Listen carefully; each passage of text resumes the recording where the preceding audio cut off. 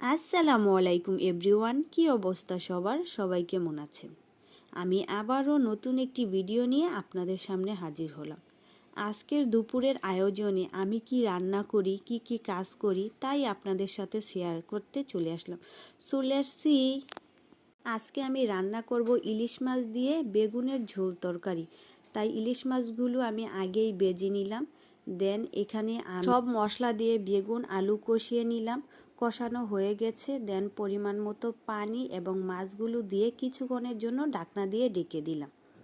এই তো তরকারি রান্না প্রায় শেষ পর্যায়ে। আমার পছন্দের ধনিয়া পাতা দিয়ে দিলাম। মাশাল্লাহ, সুন্দর একটি ঘ্রাণ বের হয়েছে। আজকে আমি সাথে রান্না করব পেঁয়াজের কলি। পেঁয়াজের কলি সুন্দরভাবে কুচি কুচি করে কেটে ধুয়ে নিয়েছি। দেন আমি ভাজির মতো করে রান্না করে নিচ্ছি। বেশি করে কাঁচামরিচ ধনিয়া পাতা দিয়ে পেঁয়াজের কলি রান্না করলে কিন্তু অনেক বেশি সুস্বাদু হয়। আচ্ছা, আপনারা কে কে খেয়েছেন অবশ্যই কমেন্ট করে জানাবেন। এই তো আমার পেঁয়াজ কলি ভাজার ফাইনাল লুক। আজকে আমি সাথে রান্না করলাম আলু দিয়ে করলা ভাজি। আচ্ছা, কার কার হাতের করলা ভাজি তেতো হয় না অবশ্যই আমাকে কমেন্ট করে জানাবেন।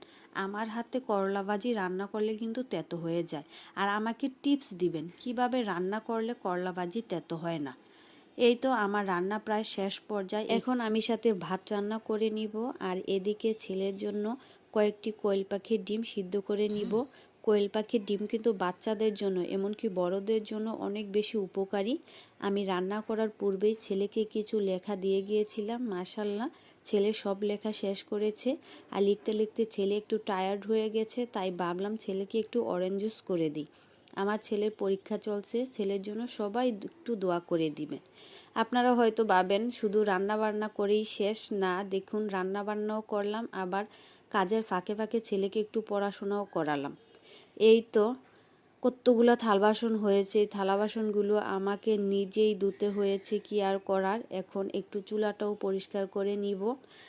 এই তো আমার আজকের কাজকর্ম আর রান্না বান্না এতটুকুই ছিল। আজকে কে কি রান্না করলেন অবশ্যই কমেন্ট করে জানাবেন। সবাই সুস্থ থাকবেন, ভালো থাকবেন। আল্লাহ হাফেজ।